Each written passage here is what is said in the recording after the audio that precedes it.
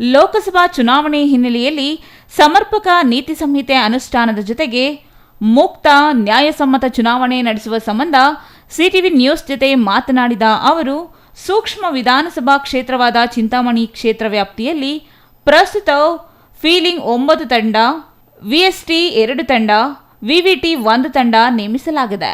ಅಲ್ಲದೆ ಚುನಾವಣೆ ಸಹಾಯಕ ಕಂಟ್ರೋಲ್ ರೂಮ್ ತೆರೆದು ಅಲ್ಲಿ ದೂರವಾಣಿ ಸಂಖ್ಯೆ 08154252164 ಸಂಪರ್ಕ ನೀಡಲಾಗಿದೆ.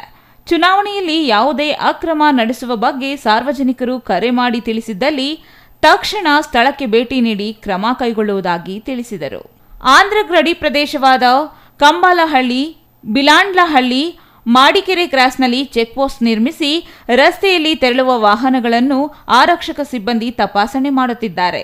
ಮುಂದೆ ಇನ್ನೂ ಹೆಚ್ಚು ಅಧಿಕಾರಿಗಳನ್ನು ನೇಮಿಸಿ ಬಿಗಿಗೊಳಿಸಲಾಗುತ್ತದೆ ಎಂದು ಅವರು ಹೇಳಿದ್ದಾರೆ.